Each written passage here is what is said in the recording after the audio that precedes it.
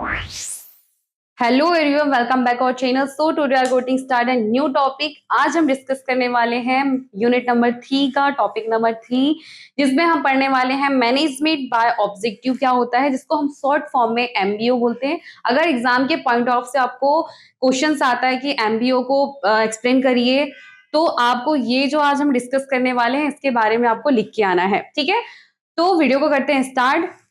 Management by objective is a management techniques where manager and employees together set goals and performance is a measure according to those goals.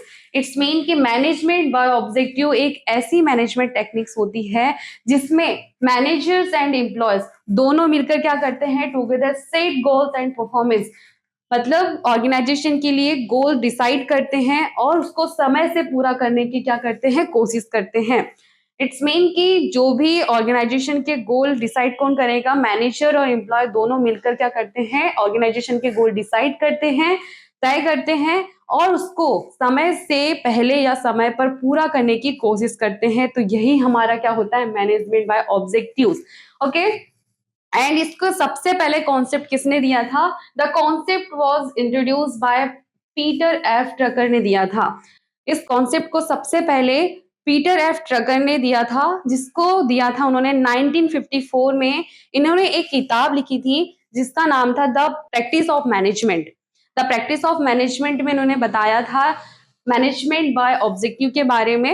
इसी को इन्होंने सबसे पहले concept दिया था। ठीक है, एंड आई होप आप सभी को समझ आया होगा कि मैनेजमेंट बाय ऑब्जेक्टिव क्या होता है। कि मैनेजर और यहाँ पे एम्प्लॉय दोनों मिलकर क्या करते हैं, गोल डिसाइड करते हैं, उसको अपना कंट्रीब्यूट देते हैं, समय से पूरा करने की कोशिश करते हैं। तो ये हमारा क्या हो जाता है, management by objective. I hope आप सभी को मैनेजमेंट बाय ऑब्जेक्टिव समझ आया होगा। ठीक है, अब हम अब इसके आगे क्या देखेंगे, प्रोसेस ऑफ एमबीओ, मतलब प्रोसेस देखेंगे मैनेजमेंट बाय ऑब्जेक्टिव की क्या क्या प्रोसेसेस होती है। आइए देखते हैं। फर्स्ट प्रोसेस हो जाती है हमारी सेटिंग ऑफ ऑर्गेनाइजेशनल ऑब्जेक्टिव। इस मीन ये हमारी सबसे पहली प्रोसेस हो जाती है, setting of organisational objective. Process में हम सबसे पहले कंपनी के ओवरऑल गोल्स को हम यहाँ पे क्या करते हैं, डिफाइन करते हैं, हम तय करते हैं। इट्स मीन कि सबसे पहले हम किसी भी कंपनी का, ऑर्गेनाइजेशन का, स्टार्टअप में सबसे पहले क्या होता है, वो गोल डिसाइड करता है। तो यहाँ पे हम ओवरऑल गोल्स को डिसाइड करते हैं। जैसे फॉर एग्जांपल कि अभी जिस लेवल में हमारी कंपनी स्टार्टअप की है, आज के 4 से 5 साल में हमारी कंपनी का सेल्स क्या होना चाहिए, ये डिसाइड करते हैं। उसको हम कैसे अचीव करें, किस टाइप से स्ट्रेटेजीज बनाएं, ये सारी चीजें हम यहाँ पे क्या करते हैं, प्लान करते हैं। तो सबसे पहले प्रोसेस में हम क्या करेंगे, ओवरऑल गोल को हम लोग क्या करते हैं, यहाँ पे फोकस करते हैं। ठीक है, सेकेंड प्रोसेस क्या हो जाती है हमारी, departmental and individuals goal settings. अब देखते हैं सेकंड प्रोसेस में क्या होता है कि फर्स्ट प्रोसेस में हम लोगों ने ओवरऑल गोल डिसाइड कर लिया। अब उसको हम क्या करेंगे, सेकंड प्रोसेस में डिपार्टमेंट के अनुसार में डिस्ट्रीब्यूट कर देंगे और इंडिविजुअल्स गोल्स को हम क्या कर देते हैं, डिस्ट्रीब्यूट कर देते हैं।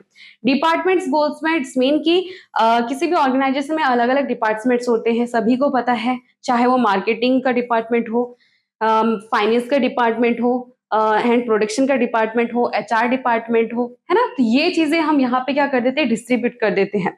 डिस्ट्रीब्यूट कैसे कर देते हैं कि सभी को ऑर्गेनाइजेशन का गोल क्लियर हो, है ना, सभी को गोल्स पता हो और उनको तय करने के लिए सभी का कंट्रीब्यूट हो, है ना। इंडिविजुअल गोल्स का मतलब क्या हो जाता है कि ऑर्गेनाइजेशन में जो भी एम्प्लॉय काम कर रहा है, कर्मचारी काम कर रहा है, उसको भी हम क्या देते हैं, रिस्पॉन्सिबिलिटी देते हैं, ताकि वो भी अपना योगदान दे सके, अपना कंट्रीब्यूट कर सके ऑर्गेनाइजेशन के गोल को अचीव करने के लिए। तो हम यहाँ पे क्या कर देते हैं, डिपार्टमेंट में अपने गोल्स को अचीव करने के लिए यहाँ पे रिस्पॉन्सिबिलिटी को, ड्यूटीज को हम क्या कर देते हैं, यहाँ पे डिस्ट्रीब्यूट कर देते हैं। ठीक है, थर्ड प्रोसेस क्या होती है हमारी, रिवीजन ऑफ जॉब डिस्क्रिप्शन।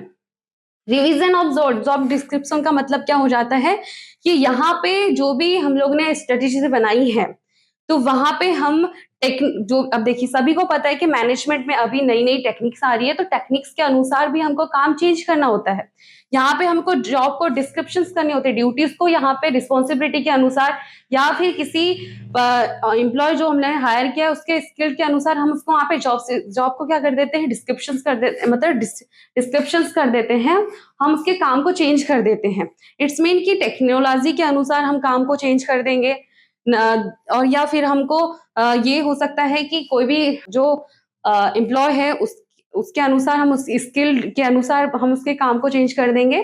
तो यहाँ पे काम को चेंज करना भी बहुत जरूरी होता है कि आपको टेक्नोलॉजी के अनुसार या नए नए तरीके आते हैं तो उसके अनुसार आपको यहाँ पे जॉब डिस्क्रिप्शन करना बहुत जरूरी हो जाता है। अगर आप ऐसे नहीं करते तो हो सकता है कि जो भी आपने गोल डिसाइड किया है तो वो ना हो, है ना।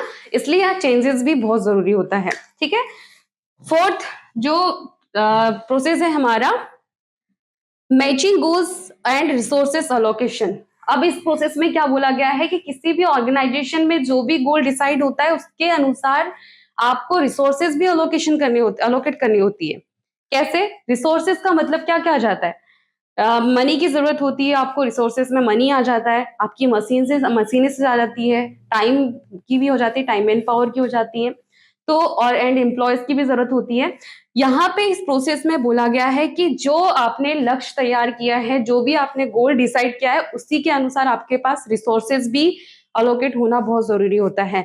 अगर आपने मान के चलो जो भी रिसोर्सेज आपके पास अवेलेबल है, कम रिसोर्सेज है आपके पास और आपने जो गोल बनाया है वो ज्यादा बना लिया है, तो वो अनबैलेंस हो जाएगा, है ना।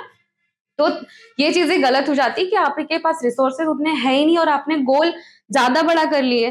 तो यहाँ पे इस प्रोसेस का मतलब हो जाता है कि जितना बड़ा आपका लक्ष्य होता है उतने आपके पास रिसोर्सेज अलोकेट होना भी जरूरी होता है। ठीक है, आपको रिसोर्सेज को ध्यान में रखते हुए जितने कर्मचारी हैं आपके पास, जितना पैसा है, जितना आपके पास मशीन्स है, उसके अनुसार आपके जो गोल्स होते हैं उतने तय होने चाहिए। ठीक है, अब फोर्थ प्रोसेस क्या हो जाती है, फिफ्थ प्रोसेस क्या हो जाती है, freedom of implementation. Freedom of implementation इस प्रोसेस में क्या बताया गया है कि किसी भी ऑर्गेनाइजेशन में जो भी गोल डिसाइड करता है, कौन करता है, टॉप लेवल मैनेजमेंट करता है। ठीक है, राइट। तो उसको तय करने के लिए, उसको कंप्लीट करने की रिस्पॉन्सिबिलिटी, फ्रीडम किसको होना चाहिए, कर्मचारी जो भी वहां पे एम्प्लॉय है उसको फ्रीडम होनी चाहिए कि उसको कैसे करना चाहिए, ये चीजें उसको उतनी फ्रीडम होनी चाहिए। इसमें कि जो भी आपने ऑर्गेनाइजेशन के लिए गोल जो डिसाइड किया है उसको कंप्लीट करने के लिए जो भी वहां का मैनेजमेंट है एंड उसके जो एम्प्लॉयज है उनको फ्रीडम इतनी होनी चाहिए कि वो अपने ऑर्गेनाइजेशन में कैसे काम करे वो चेक कर सके, है ना। वो गोल अचीव कैसे करे ये रिस्पॉन्सिबिलिटी उसको होनी चाहिए, इतनी फ्रीडम देनी चाहिए। ठीक है, ताकि क्या हो, क्लियरिटी हो, और जो भी कर्मचारी अगर उसको रिस्पॉन्सिबिलिटी दी जाती है तो क्रिएटिविटी भी उसकी ऑटोमेटिक बढ़ती है, वो मोटिवेशन होता है।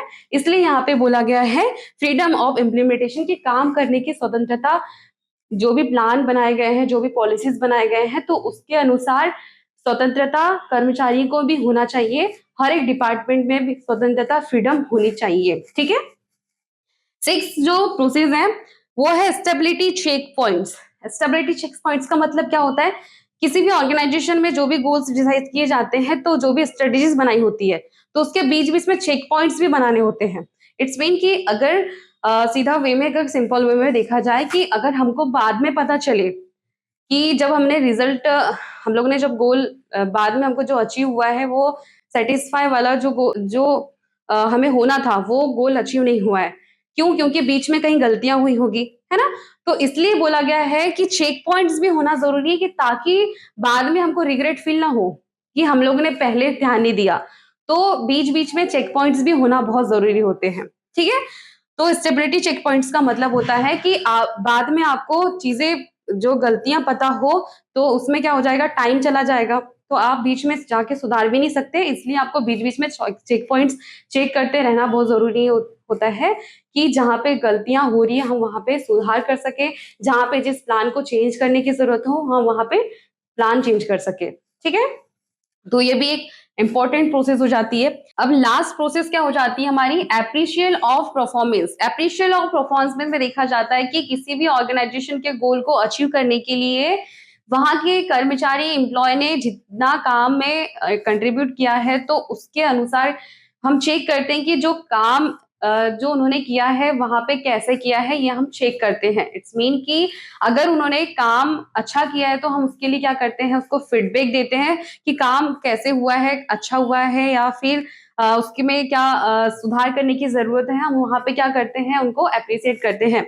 इट्स मीन कि अगर किसी भी कर्मचारी का लक्ष्य है कि लक्ष्य उन्होंने बनाया कि 1 महीने में हमको इतने प्रोडक्ट क्या करना है, सेल करना है। तो अगर उन्हें 1 महीने में जैसे 50 प्रोडक्ट सेल बनाने का टारगेट बनाया, तो अगर उन्हें 1 महीने में 55 जो प्रोडक्ट है वो सेल कर दिया, तो ये क्या हो जाता है, एक गुड परफॉर्मेंस मानी जाती है, राइट?